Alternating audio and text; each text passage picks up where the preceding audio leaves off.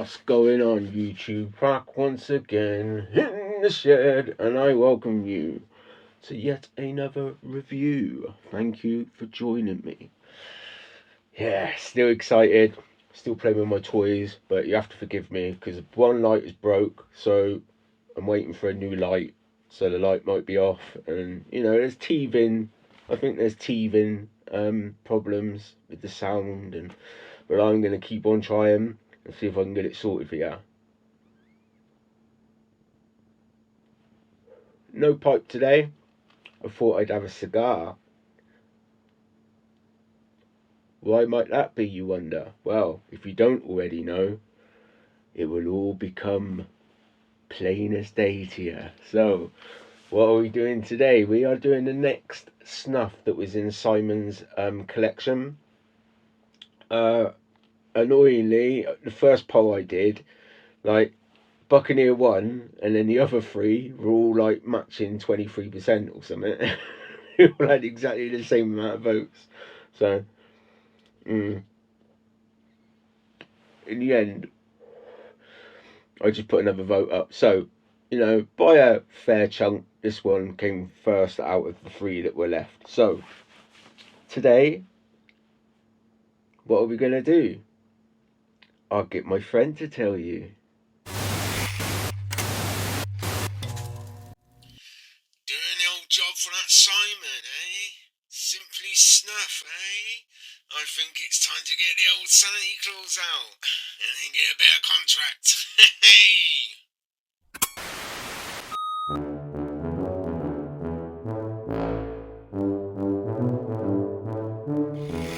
Anyway, so yeah, Sanity Clause.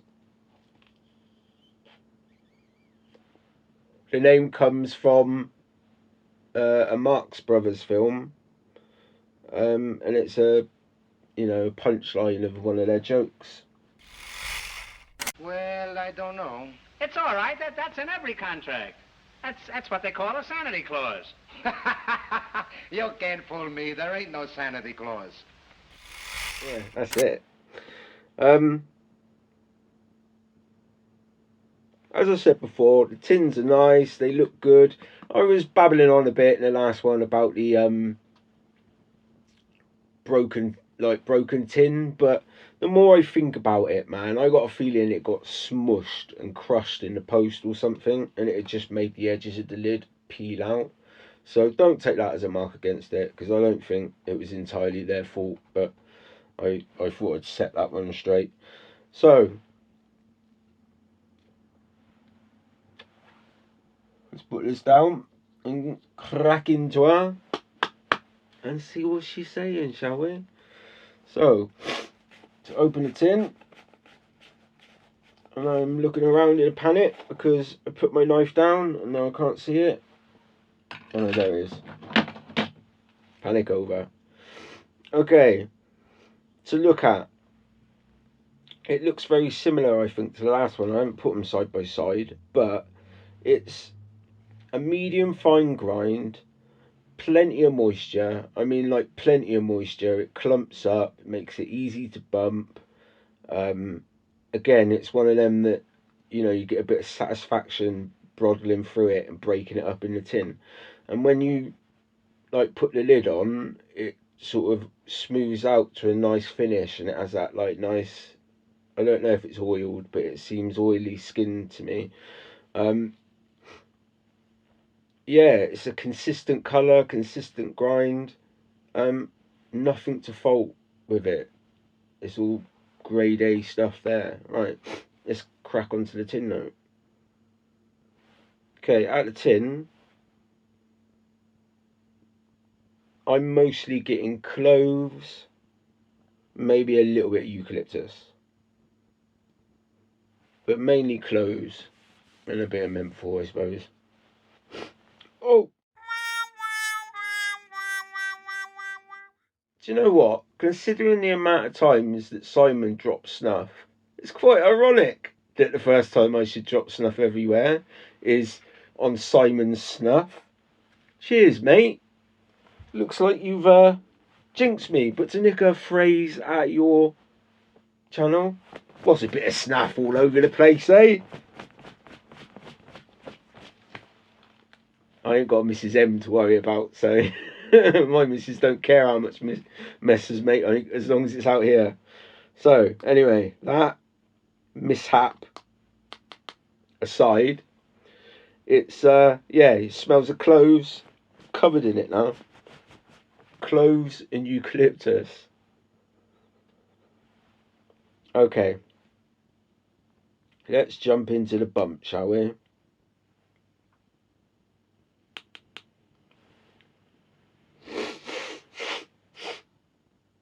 See, all of them, I think, they're just so easy to bump. The problem is, though, they are quite banging in nicotine and they have a bit of a kick. So I don't know if that mixture of the two ain't going to catch a few people out. But this one, nice strong menthol, bang, hits you. And it is quite strong. You know, it waters my eye up a little bit. And then it's just menthol, cloves and eucalyptus. And it's got a real...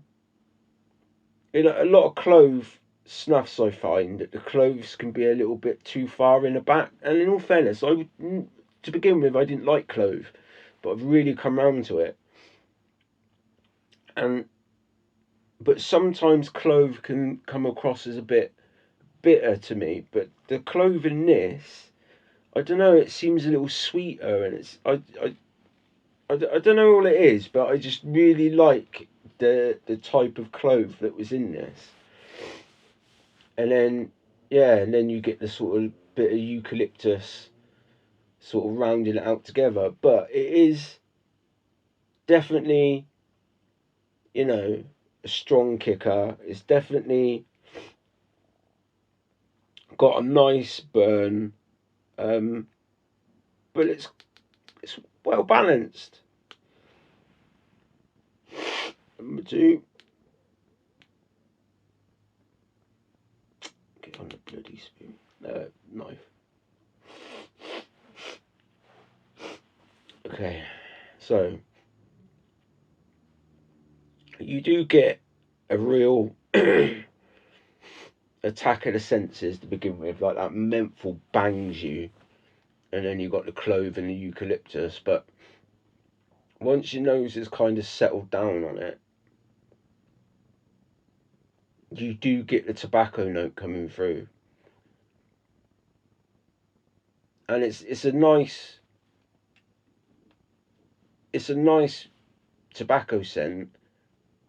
But the main thing I would say to it, which is a plus, is even though this is an Indian snuff, I'm not detecting any Indian funk, if you know what I mean. Anyone that's done, you know what I mean if you've done a few of them. They have this kind of funky, incensey smell in all of them. I'm not getting that here. It's just a nice tobacco base flower, as Simon likes to say. It's got a nice bit of nick in it.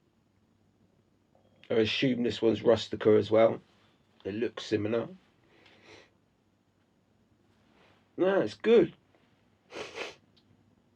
It opens up your airways. Perfect snuff for the winter, this one. If I don't spill any more of it, I can see myself bringing it out towards Christmas and that.